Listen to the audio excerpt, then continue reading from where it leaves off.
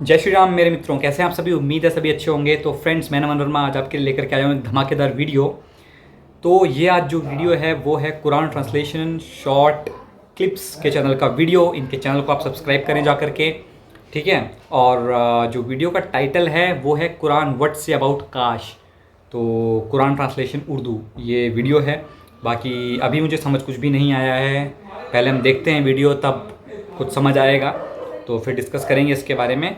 तो आप इनके चैनल को भी सब्सक्राइब करें, थोड़ा सा मुझे भी प्यार दिखाएं। और चलिए शुरू करते हैं, फिर डिस्कस करेंगे इस वीडियो पर। Let's get started. और जिस दिन जालिम अपने हाथ काट काट खाएगा और कहेगा कि ऐ काश मैंने पैगंबर के साथ रास्ता इख्तियार किया होता। हाय शामत, काश मैंने फुला शख्स को दोस्त न बनाया होता। उसने मुझको किताब नसीहत के मेरे पास आने के बाद बहका दिया। और शैतान इंसान को वक्त पर दगा देने वाला है। यूं नहीं, जब जमीन कूट कूट कर बराबर कर दी जाएगी और तुम्हारा परवरदिगार जलवा फरमा होगा और फरिश्ते कितार दर कितार आ जाएंगे, इसका क्या मतलब है? दोज़ख उस दिन सामने लाई क्या है ये? जाएगी, तो इंसान उस दिन सोचेगा, मगर अब सोचने से उसे फायदा कहाँ मिल सकेगा। कहेगा काश मैंने अपनी इस जिंदगी के लिए कुछ आगे भेजा होता। तो उस दिन न कोई अल्लाह के अजाब की तरह का अजाब देगा और न कोई उसके जकड़ने की तरह जकड़ेगा। जिस दिन उनके चेहरे आग में उलट पुलट किए जाएंगे तो कहेंगे ऐ काश हम अल्लाह की फर्मा बरदारी करते और रसूल सल्लल्लाहु अलैहि वसल्लम का हुक्म मानते। और जिसका नामा-ए अमाल उसके बाईं हाथ में दिया जाएगा तो वो कहेगा ऐ काश मुझको मेरा अमाल नामा न दिया जाता और मुझे मालूम न होता कि मेरा हिसाब क्या है। ऐ काश मौत मेरा काम तमाम कर चुकी होती। आज मेरा माल मेरे कुछ भी काम ना आया, मुझसे मेरा इख्तिदार जाता रहा। हुक्म होगा कि इसे पकड़ लो, अब इसे तौक पहना दो, फिर दोज़ख की आग में इसे झोंक दो, मतलब जहन्नुम फिर की आग, जंजीर से जिसकी लंबाई 70 गज है 70 गज की लंबाई। और इनसे दुनिया की जिंदगी की मिसाल भी बयान कर दो कि वो ऐसी है जैसे पानी जिसे हमने आसमान से बरसाया तो उसके साथ जमीन की पैदावार मिलकर निकली। फिर वो चूरा चूरा हो गई कि हवाएं उसे उड़ाती फिरती हैं। और अल्लाह तो हर चीज पर कुदरत रखता है। माल और बेटे तो दुनिया की जिंदगी की रौनक और जीनत हैं, और नेकियां जो बाकी रहने वाली हैं वो सवाब के लिहाज से तुम्हारे परवरदिगार के यहाँ बहुत अच्छी और उम्मीद के लिहाज से बहुत बेहतर हैं। और जिस दिन हम पहाड़ों को चलाएंगे और तुम जमीन को साफ मैदान देखोगे और इन लोगों को हम जमा कर लेंगे तो इनमें से किसी को भी नहीं छोड़ेंगे और सब तुम्हारे परवरदिगार के सामने काफी कुछ है, समझ ही नहीं आ रहा है कि तो कौन से कॉन्टेक्स्ट में बात हो रही है। कि जिस तरह हमने तुमको पहली बार पैदा किया था उसी तरह आज तुम हमारे सामने आए, लेकिन तुमने तो ये ख्याल कर रखा था कि हमने तुम्हारे लिए क़यामत का कोई वक्त मुकर्रर ही नहीं किया और आमाल की किताब खोल कर रखी जाएगी तो तुम गुनाहगारों को देखोगे कि जो कुछ उसमें लिखा होगा उससे डर रहे होंगे और कहेंगे हाय शामत, जहन्नुम की बात हो रही है जहां तक इतना समझ में आ रहा है कि न छोटी बात को छोड़ती है न बड़ी को, कोई बात भी नहीं मगर उसे लिख रखा है और जो जो अमल किए होंगे सबको हाजिर पाएंगे और तुम्हारा परवरदिगार किसी पर जुल्म नहीं करेगा। काश तुम इनको उस वक्त देखो जब ये दोज़ख के किनारे खड़े किए जाएंगे और कहेंगे कि ऐ काश हम फिर दुनिया में लौटा दिए जाएं ताकि अपने परवरदिगार की आयतों की तकजीब न करें और मोमिन हो जाएं, अच्छे कर्म कर पाएं। हाँ, ये जो कुछ पहले छुपाया करते थे आज इन पर जाहिर हो गया है। और अगर ये दुनिया में लौटाए भी जाएं तो जिन कामों से इनको मना किया गया था वही फिर करने लगे। कुछ शक नहीं कि ये झूठे हैं और कहते हैं कि हमारी जो दुनिया की जिंदगी है बस यही जिंदगी है और हम मरने के बाद फिर जिंदा नहीं किए जाएंगे। और काश तुम इनको उस वक्त देखो जब ये अपने परवरदिगार के सामने खड़े किए जाएंगे, वो फरमाएगा क्या ये दोबारा जिंदा होना बरहक नहीं? तो कहेंगे क्यों नहीं, हमारे परवरदिगार की कसम बिल्कुल बरहक है। अल्लाह फरमाएगा अब कुफ्र के बदले कुफ्र क्या होता है? दुनिया में करते थे अजाब के मजे चखो। जिन लोगों ने अल्लाह के रूबरू हाजिर होने को झूठ समझा वो घाटे में आ गए, यहाँ तक कि जब उन पर क़यामत नागहां आ मौजूद होगी तो बोल उठेंगे कि हाय उस कोताही पर अफसोस है जो हमने क़यामत के बारे में की। और वो अपने अमाल के बोझ अपनी पीठों पर उठाए हुए होंगे। देखो जो बोझ ये उठा रहे हैं बहुत बुरा है।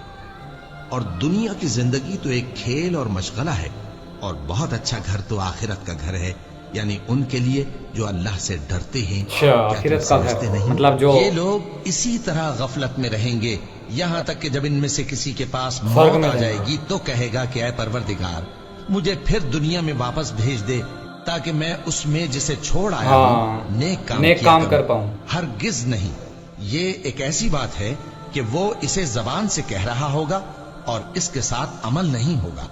और उनके पीछे बरज़ख है जहां वो उस दिन तक के दोबारा उठाए जाएंगे रहेंगे। फिर जब सूर फूंका जाएगा तो न तो उनमें कराबतें रहेंगी और न एक दूसरे को पूछेंगे। तो जिनके अमाल के बोझ भारी होंगे तो वही कामयाब हैं, और जिनके बोझ हल्के होंगे बहुत वो लोग हैं जिन्होंने अपने आप को खसारे में डाला, हमेशा दोज़ख में रहेंगे। आग उनके चेहरों को झुलस देगी और वो उसमें बदशक्ल हो रहे होंगे। क्या तुमको मेरी आयतें पढ़कर नहीं सुनाई जाती थीं? फिर तुम तो उनको कुल मिला के वही बात हो रही है कि वो कहेंगे हम पर हमारी कमबख्ती गालिब आ गई और हम रास्ते से भटक गए। ऐ परवरदिगार, हमको उसमें से निकाल दे। अगर हम फिर ऐसे काम करें तो जालिम होंगे। फरमाएगा कि उसी में जिल्लत के साथ पड़े रहो और मुझसे बात न करो। मेरे बंदों में एक गिरोह था जो दुआ किया करता था कि ऐ हमारे परवरदिगार, हम ईमान मौका नहीं मिलेगा तो तू हमको बख्श दे और हम पर रहम फरमा, और तू सबसे बेहतर रहम करने वाला है। तो तुम उनसे तमस्खुर करते रहे यहाँ तक कि उनके पीछे मेरी याद भी भूल गए, और तुम हमेशा उनसे हंसी किया करते थे। आज मैंने उनको उनके सब्र का बदला दिया कि वही कामयाब हो गए। अल्लाह पूछेगा कि तुम जमीन में कितने बरस रहे? वो कहेंगे कि हम एक रोज या एक रोज से भी कम रहे थे। रोज शुमार करने वालों से पूछ लीजिए। अल्लाह फरमाएगा कि वहां तुम बहुत ही कम रहे, काश तुम जानते होते। क्या तुम ये ख्याल करते हो कि हमने तुमको बेमकसद पैदा किया है और ये कि तुम हमारी तरफ लौट कर नहीं आओगे? तो अल्लाह जो सच्चा बादशाह है उसकी शान इससे ऊंची है। उसके सिवा कोई माबूद नहीं, वही अर्श करीम का मालिक है। ऐ पैगंबर, मेरी तरफ से लोगों को कह दो कि ऐ मेरे बंदो, जिन्होंने अपनी जानों पर ज्यादती की है, अल्लाह की रहमत से नाउम्मीद न होना। अल्लाह तो सब गुनाहों को बख्श देता है। बेशक वही तो है बड़ा बख्शने वाला, बड़ा मेहरबान। और इससे पहले कि तुम पर अजाब आ वाक़े हो, अपने परवरदिगार की तरफ रुजू करो और उसके फरमाबरदार हो जाओ, वरना बाद में तुमको मदद नहीं मिलेगी। अभी अच्छे काम करो, अच्छे कर्म पहले कि तुम पर ना अजाब आ जाए और तुमको खबर भी ना हो इस निहायत अच्छी किताब की जो तुम्हारे परवरदिगार की तरफ से तुम्हारी जानिब नाजिल हुई है, पैरवी करो। ऐसा न हो कि उस वक्त कोई शख्स कहने लगे कि हाय उस कोताही पर अफसोस है जो मैंने अल्लाह का हक मानने में की और मैं तो हंसी ही करता रहा। या ये कहने लगे कि अगर अल्लाह मुझको हिदायत देता तो मैं भी परहेजगारों में होता।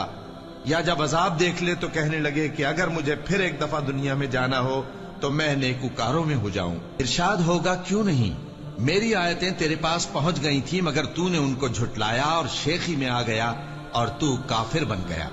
और ऐ मुखातब, जिन लोगों ने अल्लाह पर झूठ बोला, तुम क़यामत के दिन देखोगे कि उनके चेहरे स्याह हो रहे होंगे।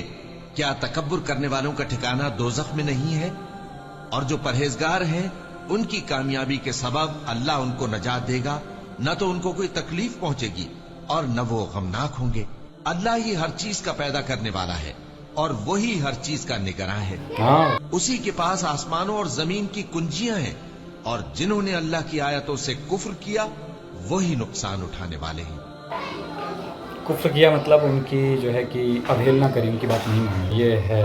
तो ये थी वीडियो, जो है कैसी लगी आपको कमेंट सेक्शन में बताएं मुझे यार। एक तो कोई ऐसी वीडियो मुझे रिकमेंड किया करो जिसमें जो शब्दकोश है वो ज़रा है ना कि थोड़ा सा हिंदी वाला हो, है ना। तो ऐसा मत दो कि यार ये तो बहुत हाई लेवल उर्दू थी, 50% सर के ऊपर से गया, थोड़ा थोड़ा समझता गया। मतलब कोई ऐसी वीडियो मुझे कमेंट सेक्शन में दें जिसमें थोड़ा सा हिंदी संस्कृत टाइप्स थोड़ा सा उसमें हो, तो वो चीज़ समझ में आएगी अपने को। तो बाकी ये थी वीडियो, जितना मैं समझा हूँ तो इसमें ये बताया गया है कि जितना मैं समझा हूँ उस हिसाब से मैं बता रहा हूँ आपको कि अभी आप जितने नेक कार्य कर सकते हैं कर लें। और बेसिकली इन्होंने बताया है कि कुरान में जो आयतें हैं उसको फॉलो कर लें, और वरना फिर आप दोज़ख की आग में जलाए जाएंगे और फिर पता नहीं क्या क्या होगा आपके साथ। और फिर आप चाहेंगे कि हमें एक बार दोबारा से जन्म मिल जाए और अल्लाह से आप भीख मांगेंगे कि हमें एक बार दोबारा से पृथ्वी पर जाने का मौका दो, हम इस बार सब कुछ अच्छा करेंगे, अच्छे कार्य करेंगे, आपकी बताए हुए रास्ते पर चलेंगे। लेकिन अल्लाह आपकी बात तब नहीं सुनेगा, और अगर सुन भी लेगा तो भी आप फिर धरती पे आके सब फिर ख़राब करना शुरू कर देंगे। तो ये चीज़ इन्होंने कही है। इन्होंने लास्ट में कहा कि जो है काफिरों के मुंह झुलसे होंगे क़यामत के दिन। इस पर मैं बिलीव नहीं करता हूँ, क्योंकि जैसा कि आप जानते हैं कि आई डोंट बिलीव इन अल्लाह, तो मैं जो है अल्लाह पे बिलीव नहीं करता हूँ। तो इट डज़ंट मीन कि मेरे साथ ये सब होगा, है ना, क्योंकि मैं भगवान पर बिलीव करता हूँ डेफिनेटली। तो जो सच्चा सनातन धर्म है उसका बिलीवर कोई है तो फिर उसे कुछ और मानने की आवश्यकता है ही नहीं डेफिनेटली। तो ये चीज़ें हैं। बाकी रही बात कुछ भी अच्छा कार्य करने की या बुरा कार्य करने की, तो कोई भी आदमी बुरा कार्य या कोई भी इंसान बुरा कार्य तभी करता है जब वो खुद को ईश्वर से डिफरेंट पाता है। तो जितनी भी वीडियो में बात हुई है तो उसमें यही बताया गया है कि अल्लाह एक है और इंसान एक है। तो अल्लाह अलग है और इंसान अलग है। तो जब द्वैत है तो वहाँ पर तो अच्छे कार्य हो ही नहीं सकते ना।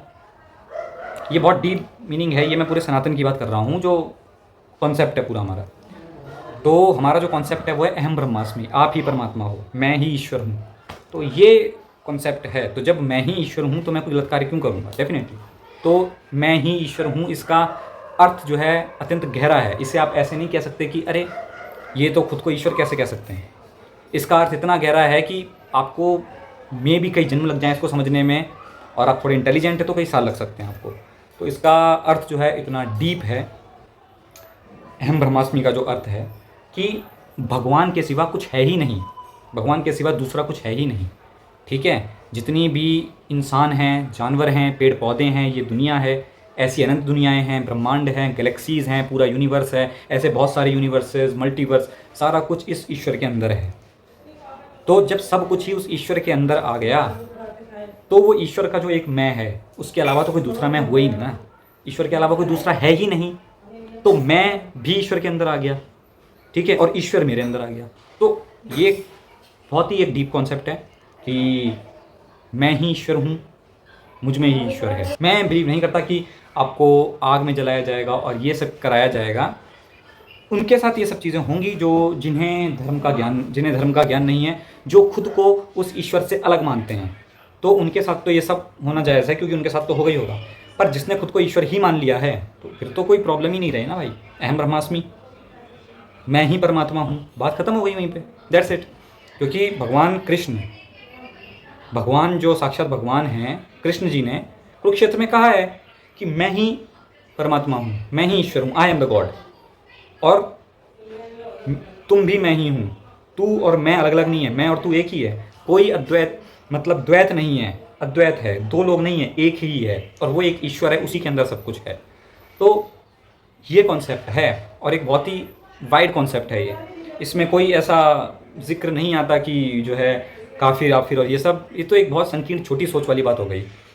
सनातन एक बहुत ब्रॉड माइंडेड, बहुत ही ब्रॉड लेवल की बात करता है।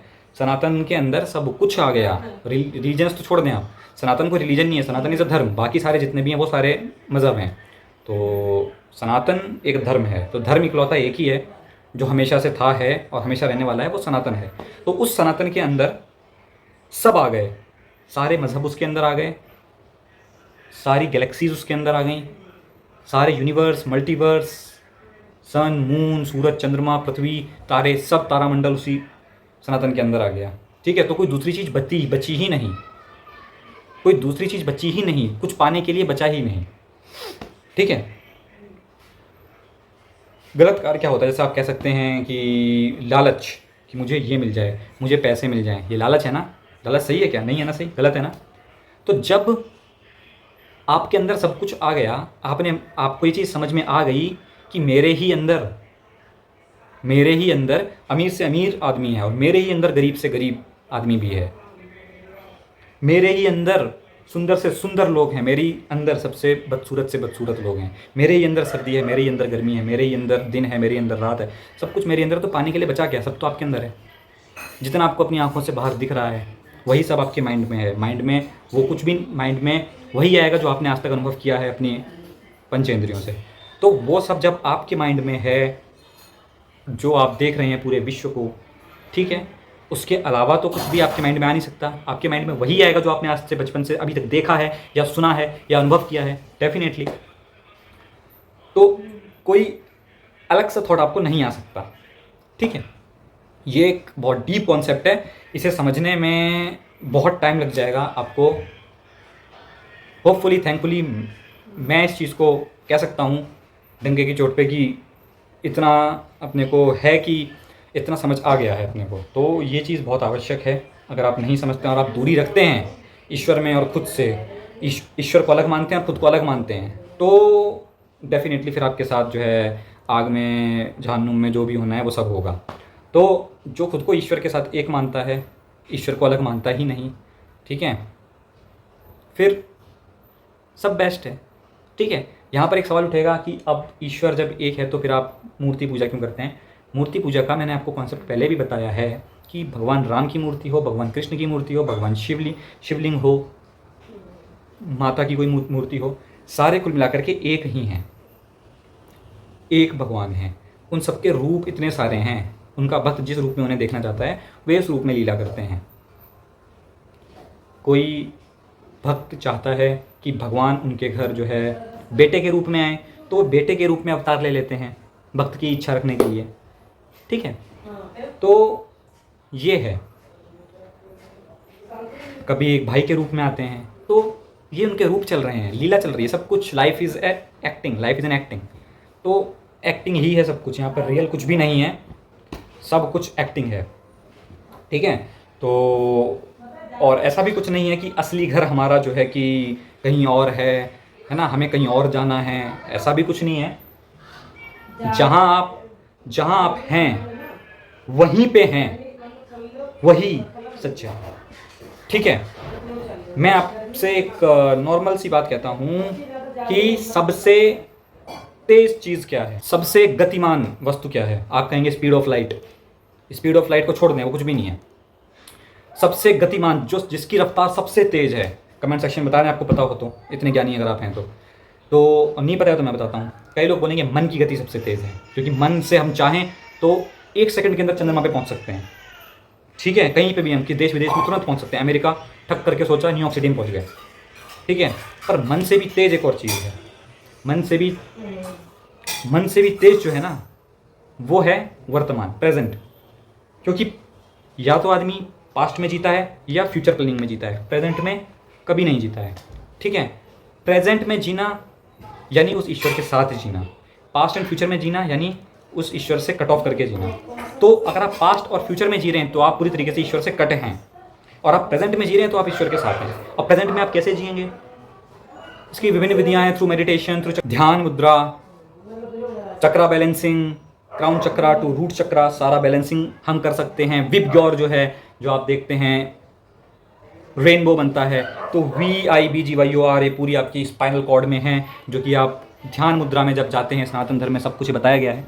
तो इस तरीके से आप खुद को स्टेबल कर सकते हैं, प्रेजेंट में ला सकते हैं। ध्यान कुछ नहीं है, बस प्रेजेंट में लाने का एक माध्यम है। तो आप प्रेजेंट में आ गए, दैट्स इट। फिर आपको कहीं ये नहीं है कि कहीं जाना है या फिर कहीं आपका ठिकाना कोई और है, ठिकाना कुछ भी नहीं है। ये एक यात्रा चल रही है और चलती रहेगी, ठीक है, यात्रा चलती रहेगी। कॉन्सेप्ट जो है जहन्नुम का और स्वर्ग और नर्क का जो कॉन्सेप्ट है, जन्नत और जहन्नुम का, तो आपके उसमें बताया गया होगा कि जन्नत जाना सबसे बड़ा एक टास्क है, कि जन्नत में पहुंचना है हमें। बट हमारे लिए जन्नत, स्वर्ग डजेंट मैटर। स्वर्ग की वैल्यू हमारे लिए उतनी ही है जितनी वैल्यू इस डब्बे की है, ठीक है। स्वर्ग की वैल्यू उतनी ही है मेरे लिए, हमारे लिए, जितनी इस खाली डब्बे की है, मतलब 0, ठीक है। स्वर्ग की वैल्यू कुछ भी नहीं है, क्लियर। स्वर्ग डेफिनेटली एग्जिस्ट करता है, हेवन डेफिनेटली एग्जिस्ट करता है। वहाँ पर कुछ आपके पास पावर्स ज़्यादा होंगी, आपके पास थोड़ा अथॉरिटी अच्छी होगी, आप यहाँ पे 100 साल जीते हैं, वहाँ 1 लाख साल जी लेंगे, ठीक है।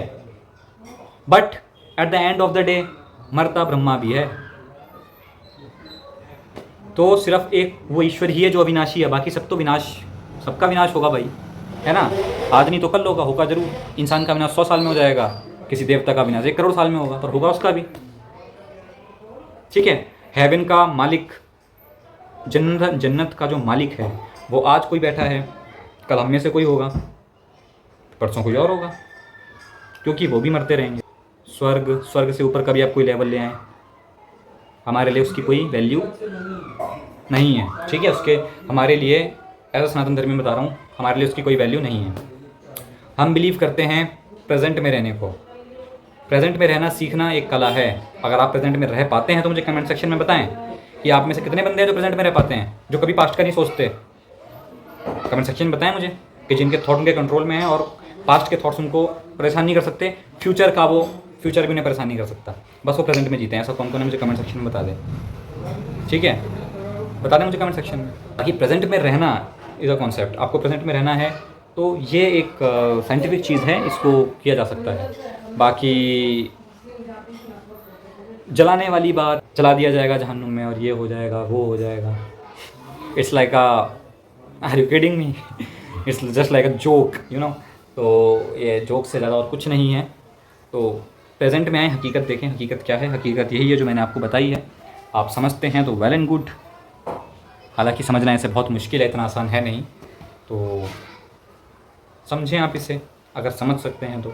बहुत डीप है, आई नो बहुत डीप है, क्योंकि इतना सिंपल नहीं है कि जितना सिंपल आपने बता दिया कि आप अगर इस रास्ते पर चलेंगे तो आप जन्नत जाएंगे, इस रास्ते पर नहीं चलेंगे तो जहन्नुम जाएंगे। कुफ्र पता नहीं क्या क्या था उसमें कि दोज़ख की आग में आपको जलाया जाएगा।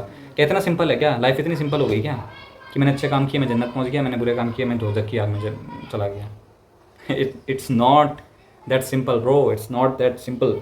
तो लाइफ इज़ वेरी कॉम्प्लेक्स। तो जीने के तौर पर एक तरीके से अगर आप जीना सीख जाएँ तो इट्स वेरी ईजी, बट अगर आप ना सीख पाएँ तो इट्स वेरी कॉम्प्लेक्स लाइफ, और लाइफ बहुत कॉम्प्लेक्स है।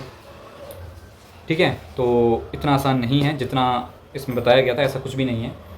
तो ये चीज़ें हैं। बाकी कमेंट सेक्शन में अपनी राय आप रखें, मैंने तो आपको अपना बता दिया हिसाब किताब जो मेरा था।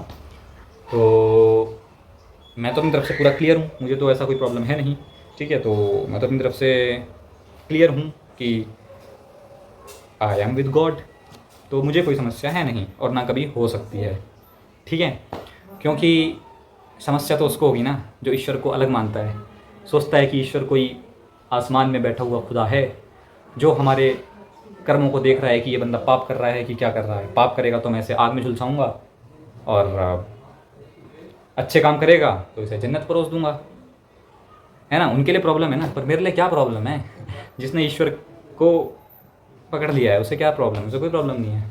ठीक है, तो वो जानता है कि उसका भलाई होने वाला है, बुरा तो हो नहीं सकता। ठीक है, तो एक सिंपल सी बात है, जिसके जीवन का रथ स्वयं केशव हाँक रहे हों, स्वयं भगवान कृष्ण जिसके जीवन का रथ चला रहे हों, उसे क्या दिक्कत होगी भाई? हैं, कोई दिक्कत नहीं होगी उसे। दिक्कत उनको होगी जो ईश्वर को अलग मानते हैं। तो मैं तो अहम ब्रह्मास्मि पर बिलीव करने वाला आदमी हूँ। ईश्वर मेरे अंदर है, मुझ में ईश्वर है, ईश्वर में मैं हूँ, दूसरा कोई है ही नहीं, मैं कोई हूँ ही नहीं, ईश्वर ही है और वो मैं हूँ, मुझ में ही ईश्वर है। ईश्वर और मैं अलग अलग हैं ही, सिंपल। तो समझने की कोशिश करें इसे आप। और सिर्फ मैं नहीं, ईश्वर के अंदर सब कवर हो गए, जानवर, पौधे, सब कुछ मतलब सारे मल्टीवर्स। ठीक है, तो मस्त है मामला। तो ये थी वीडियो, बाकी कुछ समझ आया हो आपको बताना। बाकी मुझे कोई कमेंट सेक्शन में ऐसा वीडियो देना जिसमें थोड़ा सा हिंदी प्लस संस्कृत मिक्स वाला हो, क्योंकि उर्दू भाई अपन ने तो पढ़ी नहीं आज तक, तो अपने सर के ऊपर से जाती है। अरेबिक लैंग्वेज हो या उर्दू हो, जो भी है ये मुझे समझ में नहीं आती। तो जितना समझ में आया मैंने वो समझ ली थी वीडियो में। बाकी फिर मैंने अपने आपको बता दिया कि जो थॉट प्रोसेस से हम सनातन धर्मी लोग चलते हैं। तो ये पूरा सनातन धर्म का कॉन्सेप्ट मैंने आपको बताया है, जो कि बहुत डीप है। तो उम्मीद है कुछ 1% भी शायद समझ आया हो, क्योंकि इसे समझने में बहुत टाइम लगने वाला है। ऐसा कोई मजाक का कॉन्सेप्ट नहीं है कि सीधा जहन्नुम और जन्नत बस बात ख़त्म, ऐसा कुछ नहीं है। तो बहुत डीप है, समझने की कोशिश करें, बेटर रहेगा आप सबके लिए। और मिलते हैं फिर नेक्स्ट वीडियो में, तब तक के लिए जय श्री राम।